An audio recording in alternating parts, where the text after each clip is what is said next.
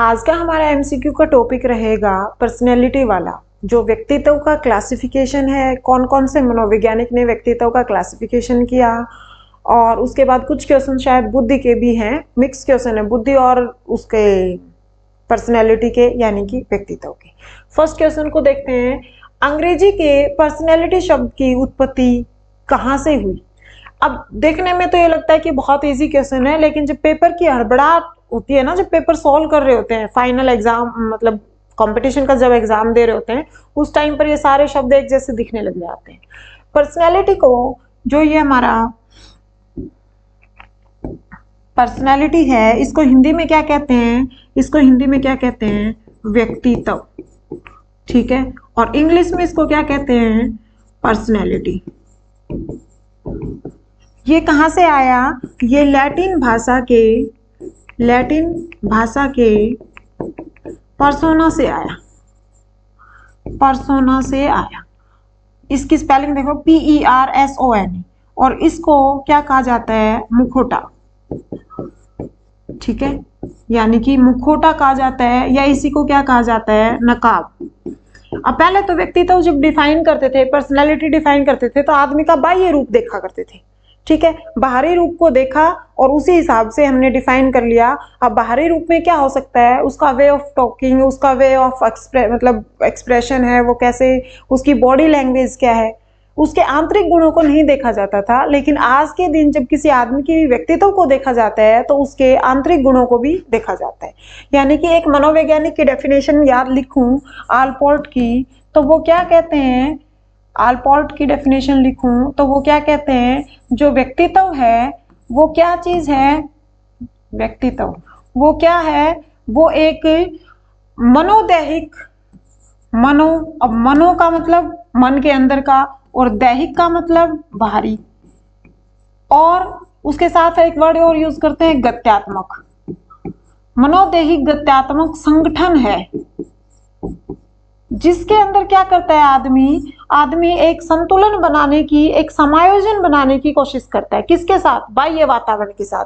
यानी कि व्यक्तित्व क्या है? एक मनोदैहिक गत्यात्मक संगठन है, जिससे वह पर्यावरण के साथ या वातावरण के साथ समायोजित रहने की कोशिश करता है, वातावरण के साथ सुचारू रूप से समायोजित हो, समायोजित हो। अगर वो सुचारू रूप से समायोजित है, तो ही हम किसी आदमी की गुड पर्सनैलिटी बोल सकते हैं। यानी कि उसके अंदर अच्छा आत्मविश्वास भी होगा, उसके अंदर सहनशीलता भी होगी, वो उसके अंदर परोपकारिता भी होगी, वो लोगों की अंदर की भावनाओं को समझ भी सकता हो। ऐसा ना हो कि वो सिर्फ और सिर्फ अपनी भावनाओं को ही एक्सप्रेस करे, वो सामने वाले की भावनाओं को भी समझ पाए। ठीक है, तो यानी कि उसका मन, उसका शरीर और उसकी गत्यात्मक जो संगठन है, वो बाहरी वातावरण के साथ क्या बना सके? समायोजन बना सके। और ये डेफिनेशन बहुत ही इंपॉर्टेंट है, इसमें तीनों शब्द लिखे मिलेंगे, और ये किसकी है? आलपोर्ट की। ठीक है, तो यहाँ से अंग्रेजी की पर्सनैलिटी शब्द की उत्पत्ति कहाँ से हुई? अंग्रेजी की पर्सनैलिटी शब्द की उत्पत्ति लैटिन भाषा की। कहाँ का है ये? ऑप्शन में आता है अंग्रेजी का, लैटिन का, ग्रीक का, तो इसमें से क्या आएगा? ये कहाँ से है? लैटिन भाषा का शब्द है। इंग्लिश में इसको पर्सनैलिटी कह देते हैं, हिंदी में इसको व्यक्तित्व कह देते हैं। नेक्स्ट क्वेश्चन है, जुंग ने अंतर्मुखी को किन रूपों में विभक्त किया? देखो, युंग और जुंग थे ना, वो किसके शिष्य थे? वो सिगमंड फ्राइड के शिष्य थे। सिगमंड फ्राइड ने कौन सा सिद्धांत दिया था? मनोविश्लेषणात्मक सिद्धांत दिया था, psycho analytical theory of development दिया था, जिसके अंदर उन्होंने मुख्य भूमिका किसकी बताई थी? लिबिडो की बताई थी, काम प्रवृत्ति की बताई थी। उन्होंने कहा था कि काम शक्ति बच्चे के जन्म से ही शुरू हो जाती है, और पूरा का पूरा उनका अध्ययन किसके ऊपर था? लिबिडो के बेस पे था। लिबिडो एक ऐसी ऊर्जा शक्ति होती है जो आदमी के अचेतन मन के अंदर बहुत सारी दमित इच्छाओं को इकट्ठा करती रहती है, तब वो आदमी जाकर कुसमायोजित हो जाता है। यानी कि ये लिबिडो हो गया, काम प्रवृत्ति होगी, ये उन्होंने क्या कहा था कि बच्चा जब जन्म लेता है तो इन शक्तियों के साथ ही पैदा होता है। और इस आधार पर उन्होंने 5 टाइप से बच्चे को, मतलब एक बच्चे के विकास को डिफाइन किया था, जिसके अंदर मुख्य, गुदीय, लैंगिक, फिर सुप्तावस्था, फिर जननेंद्रिय अवस्था पढ़ते हैं। तो उन्होंने सारा का सारा ध्यान, सिगमंड फ्राइड ने क्या कहा था कि काम प्रवृत्ति के ऊपर ही सब कुछ टिका हुआ है। इसलिए यूंग और जूंग क्या थे, उस जो सिगमंड फ्राइड के शिष्य होते थे वो इनसे अलग हो गए और फिर इन्होंने एक सिद्धांत दिया जिसको मनोविश्लेषणात्मक ना कहकर ओनली क्या कहा गया, विश्लेषणात्मक। यानी कि सिगमंड फ्राइड की बात करूं, सिगमंड फ्राइड तो उन्होंने तो क्या कहा था, उन्होंने क्या दी थी, मनोविश्लेषणात्मक सिद्धांत, मनोविश्लेषणात्मक, ठीक है। और इनके ही शिष्य कौन थे, यूंग, या उसको इंग्लिश में जंग कह देते हैं, ये उनके शिष्य थे। इनसे अलग होकर इन्होंने दिया था विश्लेषणात्मक सिद्धांत, विश्लेषणात्मक सिद्धांत, ठीक है। अब इन्होंने एक तो ये विश्लेषणात्मक सिद्धांत दिया था और एक क्या किया था, इन्होंने क्लासिफिकेशन किया था, वर्गीकरण किया था। किसका किया था, पर्सनैलिटी का। और किस बेस पर किया था उन्होंने, किस तरीके से किया था, व्यक्ति को 2 तरीके का बताया था। पहले तो अंतर्मुखी और क्या बताया था, बाहरी मुखी। अब अंतर्मुखी का क्या होता है कि आदमी के, मतलब वो क्या होता है, वो एकांतवास में होता है, वो सामाजिक नहीं होता है, जैसे कि कोई लेखक हो गया या आध्यात्मिकता की बातें जो करता हो, मतलब अपने आप में ही रहता है। बाहरी मुखी क्या होता है, जिसके अंदर सामाजिकता की भावना मिले, भाईचारे की भावना मिले, वो ज्यादा समायोजित होगा। ये कम समायोजित होता है, वो ज्यादा समायोजित होता है। और फिर इन दोनों का मिला जुला जिसमें रूप होता है ना, उसको क्या बोल देते हैं, उभयमुखी बोल देते हैं।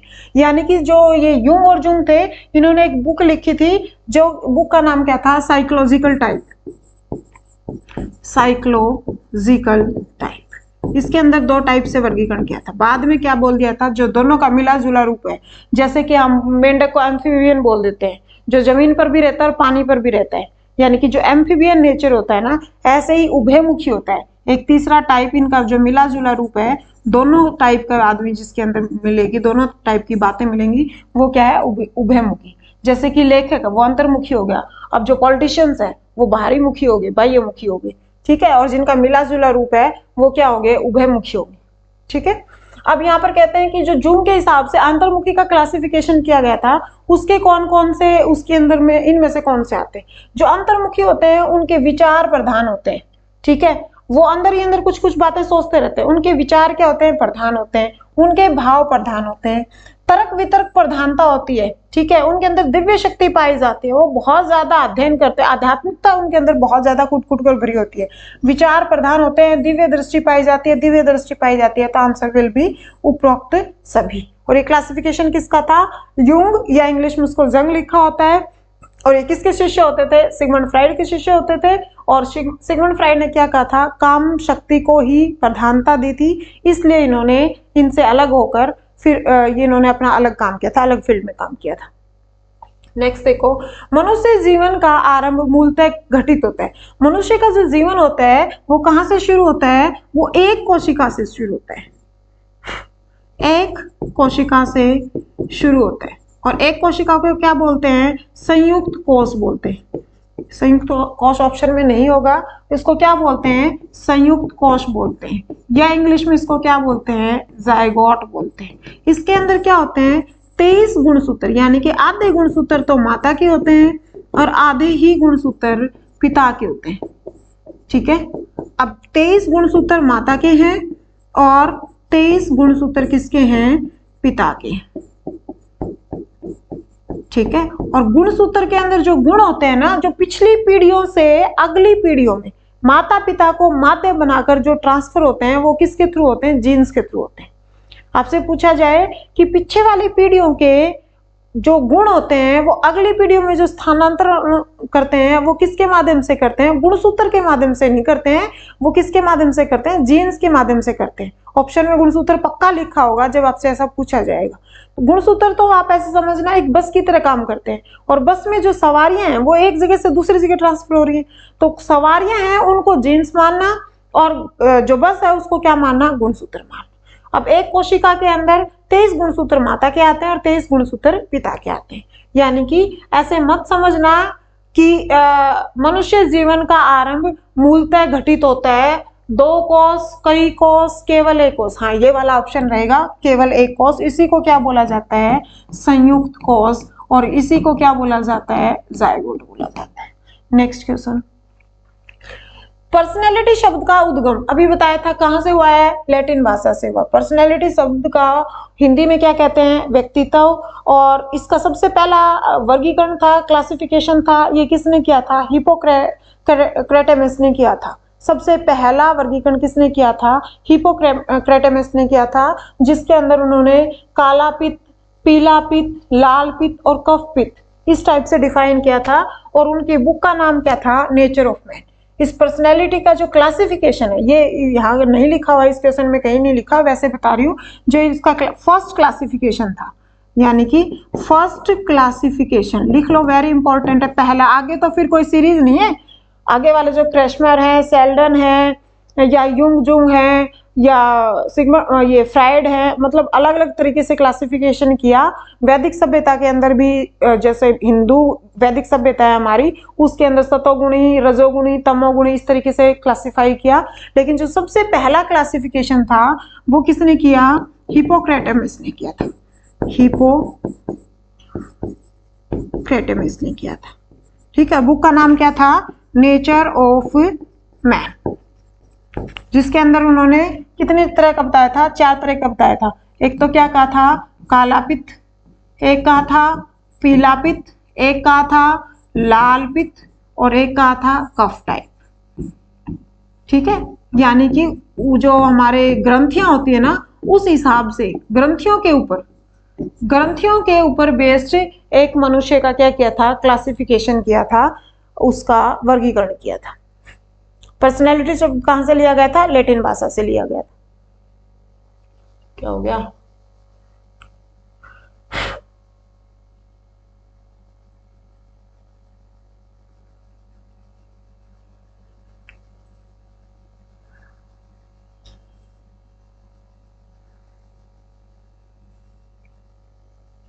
कोई मच्छर बैठा है जो मुझे दिखाई नहीं दे रहा है।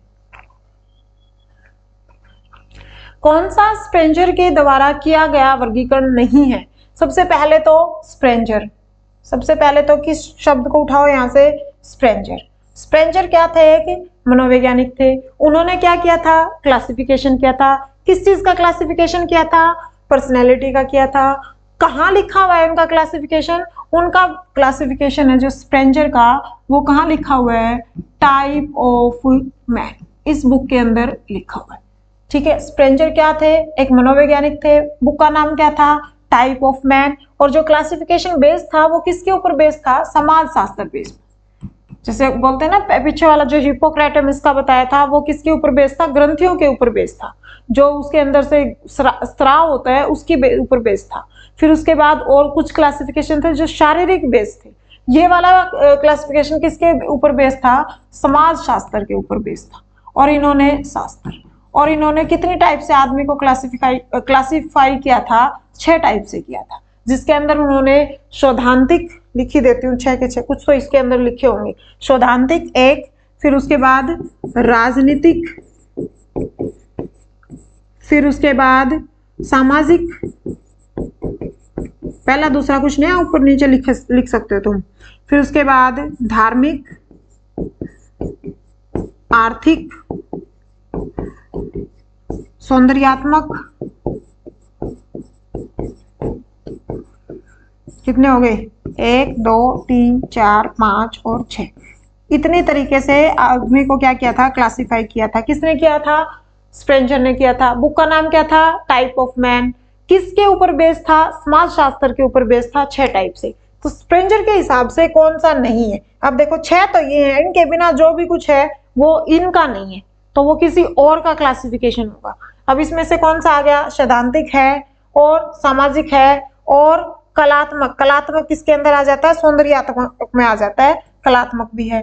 तो फिर कौन सा बच गया? शुडोल का। ये शुडोल का है, फिर इनका नहीं था तो किसका था? शेल्डन का था। किसका था ये? शेल्डन का था। क्रैशमर का था, शेल्डन का था। शुडोल का है, किसका था ये? क्रैशमर का था, ये शेल्डन का नहीं था भाई। ये किसका था? क्रैशमर का था। ये किसका क्लासिफिकेशन था? क्रैशमर का था, जो इन्होंने अपनी साइकिक एंड कैरेक्टर के अंदर इसको क्लासिफाई किया था।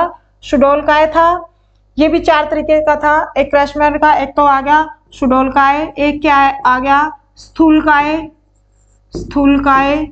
एक क्या आएगा क्षीणकाय, और एक क्या आएगा मिश्रित। ठीक है, देखो 2 को मैंने पूरी तरीके से एक्सप्लेन कर दिया इसके अंदर। तो एक क्वेश्चन का मतलब ये नहीं है कि आपको एक ही क्वेश्चन मिल रहा है, इसके आसपास की बहुत सारी चीजें मिल रही है। देखो ये जो क्लासिफिकेशन था ये भी 4 तरीके से था। किसने किया था? करने वाला कौन था? क्रैशमर। ठीक है, 4 तरीके से कैसे था? एक तो शुडोलकाय हो गया, दूसरा स्थूलकाय, तीसरा क्षीणकाय और चौथा मिश्रित। बुक का नाम क्या था? Psychic and character. इस बुक के अंदर क्लासिफिकेशन किया था। किसने किया था? क्रैशमर ने। ठीक है, दूसरा क्लासिफिकेशन किसका पढ़ा हमने? स्प्रेंजर का, जिनकी बुक का नाम क्या था? Type of man. पूछे हुए क्वेश्चन है, बुक का नाम, स्प्रेंजर की बुक का नाम क्या है? Type of man. कितने तरीके से क्लासिफाई किया? 6 टाइप से। कौन कौन से 6 टाइप थे? सौदांतिक, राजनीतिक, सामाजिक, धार्मिक, आर्थिक, सौंदर्यात्मक। ये जो कलात्मक है ये किसमें आता है? सौंदर्यात्मक में आता है। ठीक है, और ये किसका था? क्रैशमर का। नेक्स्ट क्वेश्चन देखो, मनोविश्लेषणात्मक, अभी बताया था मनोविश्लेषणात्मक सिद्धांत किसने दिया था? सिगमंड फ्राइड ने दिया था। ठीक है, सिगमंड फ्राइड ने दिया था। इन्होंने इसके अंदर 3 टाइप से आदमी को क्लासिफाई किया था। एक तो किस बेस पर किया था? चेतन, अर्धचेतन और कॉन्शियस, सबकॉन्शियस और अनकॉन्शियस, अचेतन। एक क्लासिफिकेशन क्या था? मन के ऊपर, जिसके अंदर क्या कहा था उन्होंने? इद, ईगो और सुपर ईगो। एक क्लासिफिकेशन किसके बेस पर किया था? लैंगिक अवस्था के ऊपर किया था। ठीक है, लैंगिक अवस्था वाला क्लासिफिकेशन था। उसके अंदर उन्होंने क्या कहा था? मुखिए, गुदिये, लैंगिक, सुप्तावस्था और क्या कहा था इन्होंने? जनेंद्रिय। यहां पर इन्होंने किसकी महानता बताई थी? काम शक्ति। और काम शक्ति को ही उन्होंने दूसरा नाम क्या दिया था? लिबिडो। लिबिडो क्या है? एक टाइप की ऊर्जा शक्ति। ठीक है, अब देखो इसका क्वेश्चन क्या था? मनोविश्लेषणात्मक दृष्टिकोण के अंतर्गत आते हैं। अब आपको डाउट होगा कि ऐसे कब डिफाइन किया? ये तो क्या था? लैंगिक सिद्धांत था उनका। ये इद, ईगो और सुपर ईगो, ये किस टाइप से डिफाइन किया था? ये क्या था? मन की अवस्थाएं थी, चेतन मन, अर्धचेतन मन और अचेतन मन, जिसको कंपेयर किसके साथ किया था? हिमखंड के साथ किया था। चेतन मन को 1/10 हिस्सा बताया था और अचेतन मन को 9/10 हिस्सा बताया था। फिर आदमी की एक क्वालिटी और बताई थी उन्होंने, टोपोग्राफी बेस्ड, ईगो, इद और सुपर ईगो। ये इद और सुपर ईगो तो किसमें रहते हैं? कुसमायोजन में रहते हैं, और ये ईगो है ये इन दोनों में बैलेंस बनाने की कोशिश करता है।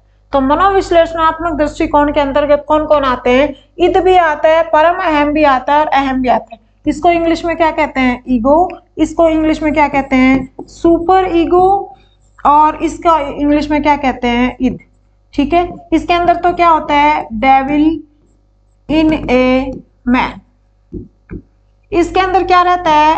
Man in man. और इसके अंदर क्या रहता है? दानव हो गया, और इसके अंदर मानव हो गया, और इसके अंदर क्या रहेगा? देव, angel, angel in a man. ये तो प्रेजेंट में जीने की कोशिश करता है, स्वार्थी होता है, ठीक है, और अपनी इच्छा पूर्ति को पूरी करने की कोशिश में रहता है। ये क्या रहता है? ये क्या रहता है? आध्यात्मिक, आध्यात्मिक या बहुत ज्यादा आदर्शवादी। तो ये फिर क्या रहेगा? कुसमाजित रहेगा। और इन दोनों के बीच में बैलेंस बनाने का काम कौन करता है? अहम। ठीक है, नेक्स्ट क्वेश्चन देखो। व्यक्तित्व आत्मज्ञान का ही दूसरा नाम है। आत्मज्ञान, आत्मज्ञान का दूसरा नाम क्या है? समाज शास्त्रीय दृष्टिकोण नहीं। फिर उसके बाद मनोवैज्ञानिक, आत्मज्ञान, आत्मज्ञान मतलब खुद का ज्ञान, और ये यहाँ पर क्या है, मनोवैज्ञानिक दृष्टिकोण। दार्शनिक और उपरोक्त में से कोई नहीं। तो वैसे तो ये आत्मज्ञान वाले दार्शनिक भी होते हैं, लेकिन ज्यादा अच्छा ऑप्शन कौन सा है इसका, मनोवैज्ञानिक क्या होंगे, आत्मज्ञान वाले होंगे। नेक्स्ट, शेल्डन ने, अभी मैंने पिछला क्लासिफिकेशन किसके हिसाब से बताया था, अभी फिर से रिपीट करवा देती हूँ। एक तो बताया था मैंने क्रैशमर के हिसाब से, और एक मैंने किसके हिसाब से बताया था, स्प्रेंजर के हिसाब से, स्प्रेंजर के हिसाब से, और अब तीसरा कौन सा आ गया, शेल्डन के हिसाब से। ठीक है, जो क्रैशमर वाला था वो किस पे बेस था, शारीरिक था। ये किसके ऊपर था, समाजशास्त्र पर था, समाजशास्त्र पर था, और ये भी किस पर है, शारीरिक। ठीक है, इसके अंदर कौन कौन से थे, क्रैशमर के हिसाब से क्षीणकाय, क्षीणकाय, सुडोलकाय, अभी इस क्वेश्चन पे तो आई नहीं हूँ, पीछे वाला रिपीट मरवा रही हूँ। क्षीणकाय, सुडोलकाय, स्थूलकाय और मिश्रित। ठीक है, इसके हिसाब से कौन से थे, स्प्रेंजर के हिसाब से समाजशास्त्र वाले सैद्धांतिक, सैद्धांतिक, राजनीतिक, सामाजिक, धार्मिक, आर्थिक, और एक और कौन सा बच गया, सौंदर्यात्मक, जिसका ऑप्शन था कलात्मक। अब शेल्डन के हिसाब से कौन से होंगे, पहली बात तो क्या पूछा, नहीं है, पूछा है शेल्डन ने शारीरिक गुणों के आधार पर व्यक्ति को किन भागों में बांटा।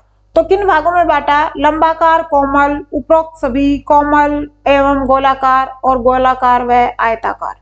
ठीक है, तो देखो कोमल कामल तो कुछ बांटा नहीं था, तो उन्होंने किस तरीके से बांटा था, उन्होंने क्या कहा था, गोलाकार, आयताकार और लंबाकार, लंबाकार, एंडोमॉर्फिक, मेसोमॉर्फिक और एक्टोमॉर्फिक। इसको इंग्लिश में भी याद कर लेना, एंडोमॉर्फिक, मेसोमॉर्फिक और एक्टोमॉर्फिक।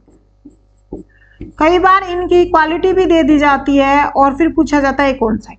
ये जो गोलाकार होते हैं ना, ये खाओ पीओ मस्त होते हैं, मोटे से होते हैं, गर्दन मोटी होती है, खाते पीते हैं, मस्त रहते हैं, अपनी जिंदगी में बहुत ही खुश रहते हैं। इनके अंदर सामाजिकता पाई जाती है, भाईचारे की भावना पाई जाती है। ठीक है, बहिर्मुखी होते हैं ये गोलाकार जो होते हैं। ठीक है, आयताकार होते हैं ना, ये क्या होते हैं, बहुत ही मेहनती, आध्यात्मिक, परिश्रमी, ये शब्द जिसमें मिलेंगे ना वो कौन से होंगे, वो आयताकार होंगे। और लंबाकार है ना, ये सूखे से, पतले से, दुबले से। अब सूखे पतले दुबले कौन से होते हैं, जो चिड़चिड़े से रहते हो। अब चिड़चिड़े से हैं तो वो बहिर्मुखी भी नहीं होंगे, वो कैसे होंगे, अंतर्मुखी होंगे, उनके अंदर सामाजिकता भी नहीं पाई जाएगी। यानी कि जो गोलाकार और लंबाकार है ना, ये बिल्कुल एक दूसरे के अपोजिट है। और यही उन्होंने क्या किया था, इसी तरीके से शारीरिक बेस के ऊपर ऑप्शन क्या रहेगा, गोलाकार व आयताकार। कोमल कामल, गोलाकार है इधर और इधर लंबाकार है, लेकिन ये कोमल कामल ऐसा कुछ शब्द नहीं दिया था उन्होंने।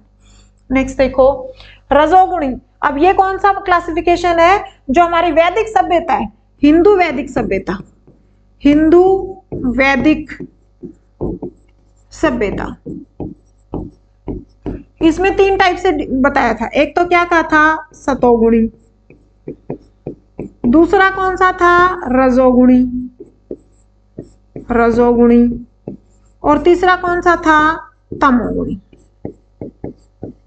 ठीक है, इनके अंदर तो क्या होती है, ईश्वर की भावना, पूजा पाठ की भावना, ईश्वर, धर्म, ये बात करते हैं। रजोगुणी है, ये किसकी बात करते हैं, कर्म की बात करते हैं। और तमोगुणी होते हैं ना, ये कौन से, स्वार्थी प्रवृत्ति वाले होते हैं, यानी कि खाओ पियो और मस्त रहो वाले, यानी कि खुश मिजाज वाले या स्वार्थी टाइप वाले होते हैं। अब पूछा क्या गया है, पूछा गया है रजोगुणी का अर्थ है कर्म में लगन, ये वाले होते हैं ना, ये खुश मिजाज मतलब सुख, सुख प्राप्ति वाले, ये जो लिखा हुआ सुख में लगाओ, सुख में लगाओ। ये वैदिक हिंदू वैदिक सभ्यता के हिसाब से इसका क्लासिफिकेशन किया है। वैसे देखा कहते हैं कि जो नेचर ऑफ मैन था, हिपोक्रेटस की जो बुक आई थी, उसके अंदर सबसे पहला क्लासिफिकेशन था जो रक्त पित्त, काला पित्त, कफ और पीला पित्त वाला था। लेकिन उनकी जो क्वालिटी बता रखी है ना, वो इनके साथ मिलती जुलती है। तो हम मतलब हमारा ये कहना, देखो ऐसे पूछा जाएगा फर्स्ट क्लासिफिकेशन कौन सा था, तब तो क्या बताओगे, हिपोक्रेटस की जो बुक है उसी का हिसाब से जो काला पित्त, पीला पित्त और लाल पित्त और कफ वाला, वही क्लासिफिकेशन बताओगे। लेकिन उनकी जो सिमिलरिटी है वो इसी के साथ मिलती है। यह हिंदू वैदिक सभ्यता के हिसाब से डिवाइड किया गया। सतोगुणी ईश्वर और धर्म में विश्वास रखने वाले, रजोगुणी कर्म में विश्वास रखने वाले, और तमोगुणी सुख के अंदर विश्वास रखने वाले। तो रजोगुणी कौन से आएंगे, कर्म में लागत वाले। ये कौन से हैं, तमोगुणी। तमोगुणी परमाद में लागत, और ये ऐसा कुछ नहीं है। ठीक है, नेक्स्ट देखो बिग फाइव मॉडल। पहली बात तो बिग फाइव मॉडल किसने दिया और इसके अंदर कितने टाइप से क्लासिफिकेशन किया गया। देखो ये है ना आइजेंक, कैटल और आलपोर्ट और क्रोस्टा एंड मैक्रे, इन सब ने क्या किया था, इन्होंने क्या किया था, सील गुण दिए थे, सील गुण। ठीक है, इसको क्या बोला जाता है, ट्रेड्स, या इसी को क्या बोला जाता है, किसी आदमी की क्वालिटी। आया समझ में, यानी कि आदमी की क्वालिटी, सील गुण, ट्रेड्स, ये सब चीजें एक ही होती हैं। और इसके हिसाब से यानी कि सील गुणों के बेस पर सब ने आदमी का क्या किया था, आदमी के व्यक्तित्व की या पर्सनैलिटी का क्लासिफिकेशन किया था, वर्गीकरण किया था। सारे के सारे ये सील गुण बेस वाले हैं। ठीक है, अब बिग फाइव मॉडल थ्योरी है, ये किसने दी थी, ये क्रोस्टा और मैक्रे ने दी थी। ठीक है, अब इसके अंदर उन्होंने कितने टाइप से डिवाइड किया था आदमी को, 5। इसीलिए इसको क्या बोला जाता है, बिग फाइव मॉडल थ्योरी बोला जाता है। अब 5 कौन कौन से थे, एक तो था बहिर्मुखता,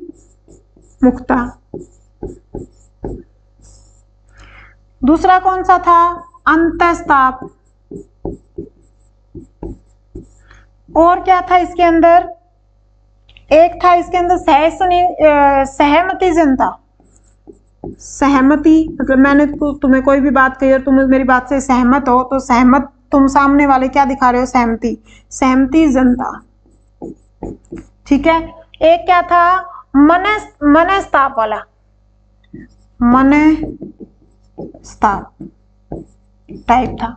और एक लास्ट क्या था, अनुभवों के प्रति खुलापन, अनुभवों के प्रति, एक्सपीरियंसेस के प्रति, अनुभवों के प्रति खुलापन। ये 5 थ्योरी दी, 5 टाइप से आदमी का क्लासिफिकेशन किया था, बहिर्मुखता, सहमति जनता, मनस्ताप, और जो अंतःस्ताप के कारण शुद्धता, अंतः कारणों से शुद्धता, अंतः कारण से शुद्धता, ये क्लासिफिकेशन था। किसके ऊपर बेस था, सील गुणों पर। देने वाला कौन था, क्रोस्टा एंड मैक्रे। ठीक है, ये जो आइजेंक थे इन्होंने कितने टाइप से क्लासिफाई किया था, 3 टाइप से किया था। और 3 टाइप में 2-2 पेयर बताए थे, जोड़े में बताया था, यानी कि जो द्वंद्व वाली स्थिति थी वैसे बताया था।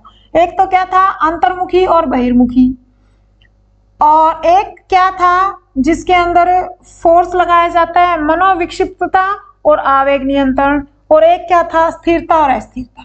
देखो पहले क्या था, अंतर्मुखी और बहिर्मुखी, स्थिरता और अस्थिरता, मनोविक्षिप्तता और संवेग आवेग।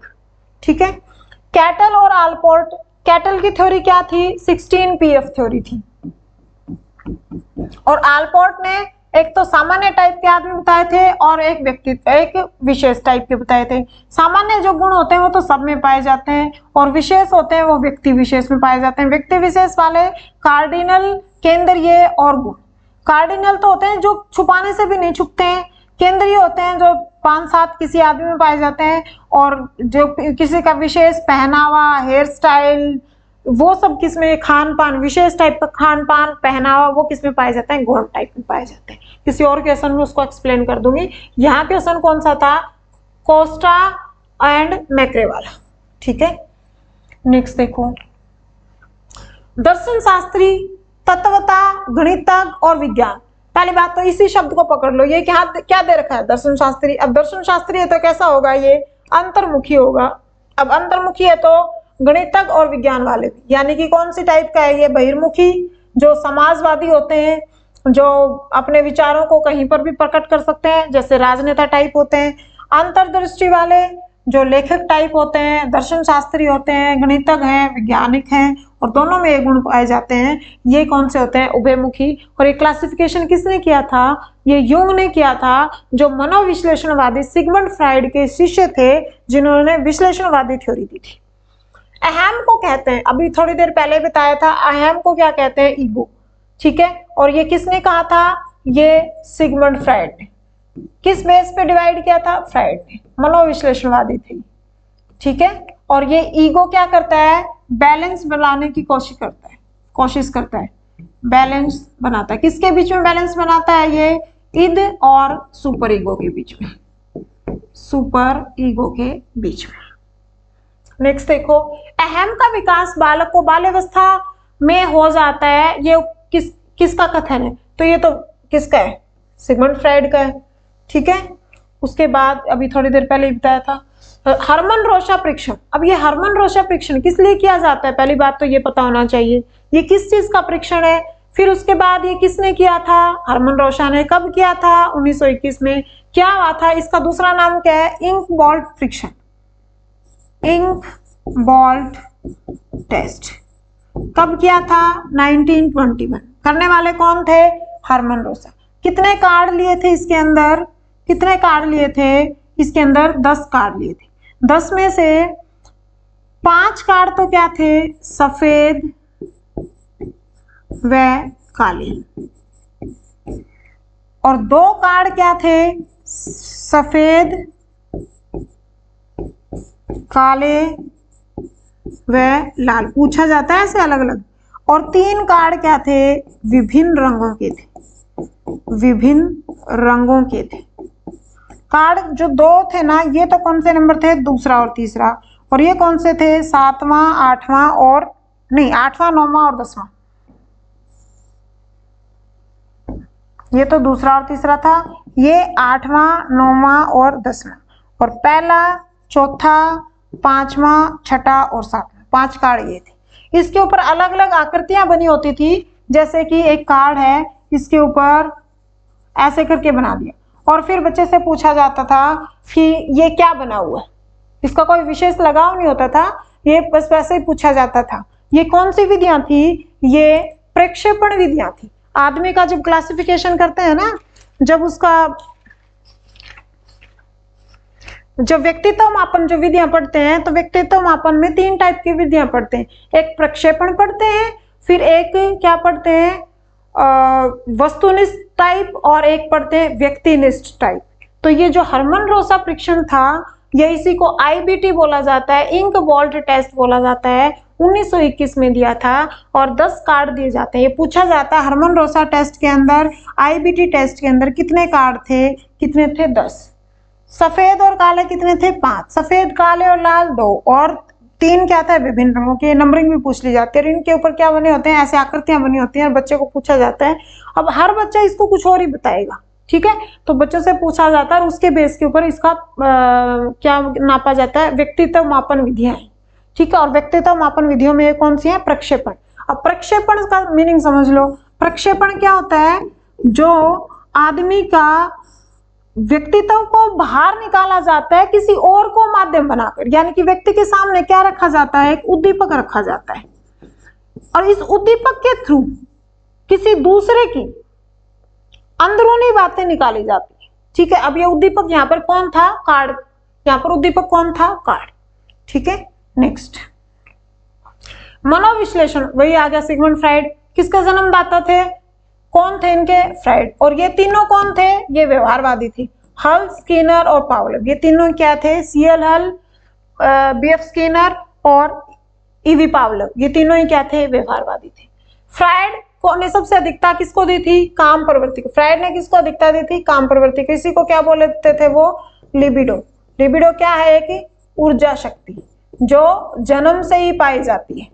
उन्होंने क्या कहा था? जन्म से ही पाई जाती है, और पाई जाती है। इसी पर बेस्ड उन्होंने क्या दिया था? लैंगिक सिद्धांत दिया था। लैंगिक सिद्धांत दिया था डेवलपमेंट का। कौन थे? Sigmund Freud.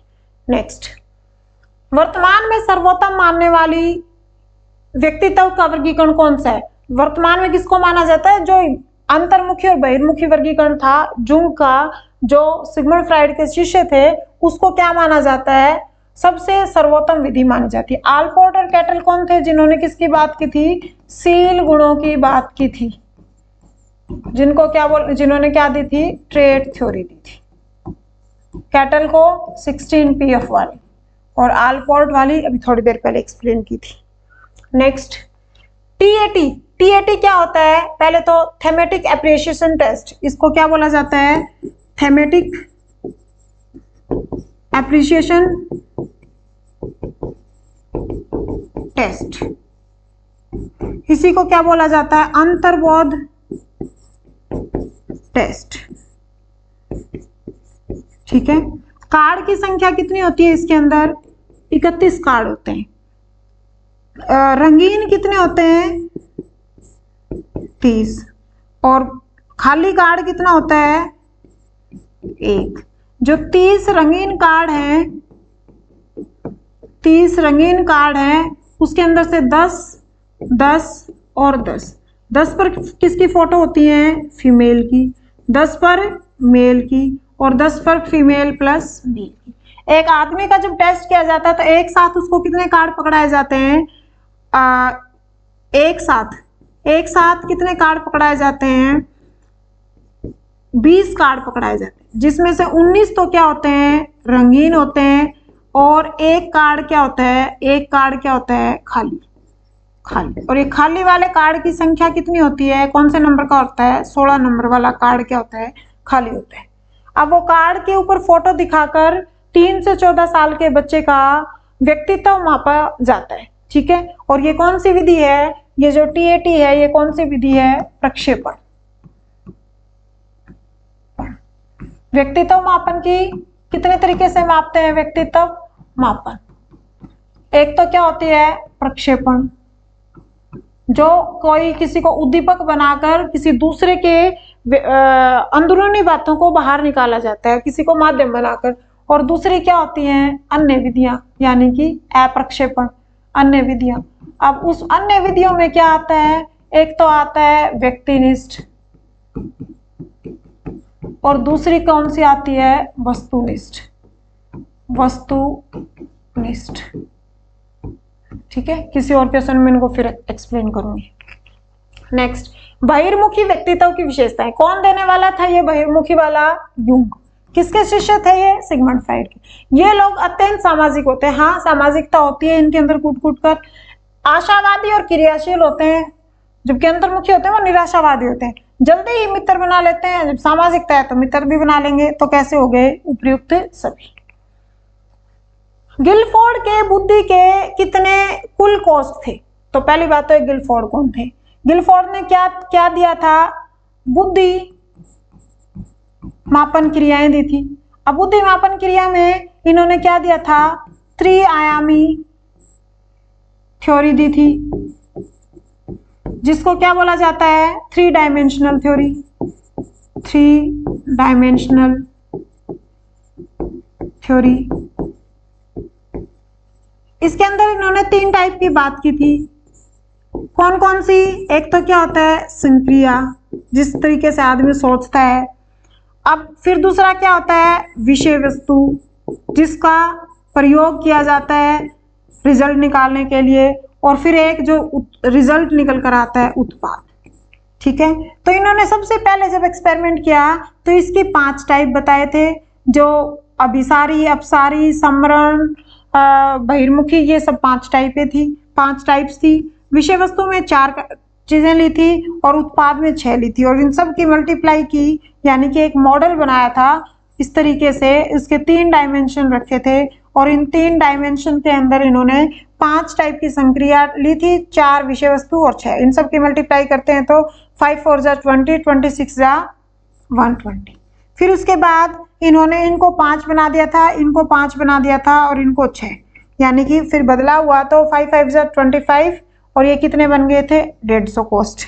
फिर उसके बाद यहाँ से एक और चेंज हो गया था, 6, 5 और 6, और ये कितने बन गए थे? ये बन गए थे 180। अब देखो इनमें से अब वर्तमान में कौन से हैं? ये वाले। और स्टार्टिंग में कौन थे? ये वाले। और फिर बीच में क्या हुआ था, बदलाव हुआ था। ठीक है, तो अब टोटल कितने हैं आज के दिन? आज के दिन है 180। गिलफोर्ड ने त्रिआयाम सिद्धांत बोला जाता है, त्रिविमीय, त्रिआयाम और त्रिविमीय भी बोला जाता है इसको, विमीय।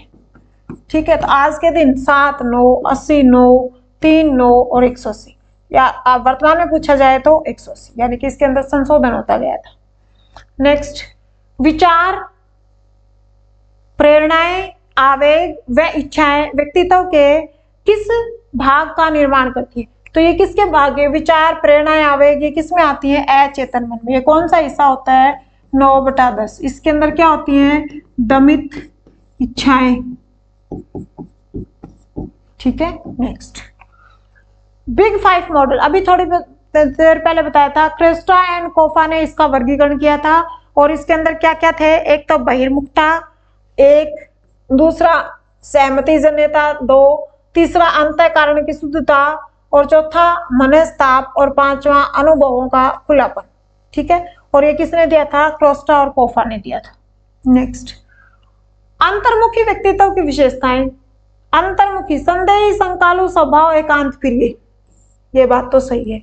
दूसरों के साथ हंसी मजाक भाग लेना पसंद नहीं करते, नहीं ना लिखा होता तो ये गलत हो जाता, ये भी सही है। कम बोलने वाले, लज्जाशील, ये भी सही है। तो क्या आ जाएगा? उपयुक्त सभी। नेक्स्ट, वस्तुनिष्ठ पद्धति में शामिल है।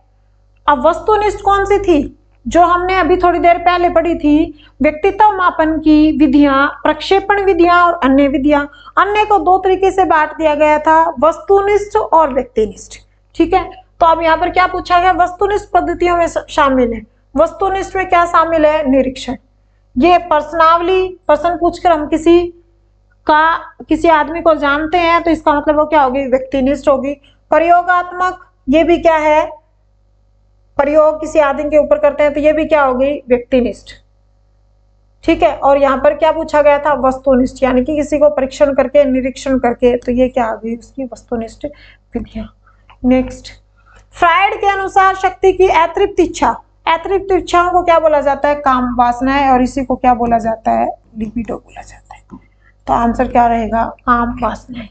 शायद क्वेश्चंस खत्म हो गए हैं, इस क्लास को यहीं खत्म करते हैं। चैप्टर का नाम क्या था? पर्सनैलिटी। और क्या था? Classification of personality. और क्या था? 1-2 क्वेश्चन किसके आ गए थे? बुद्धि वाले के आ गए थे। ठीक है, थैंक यू।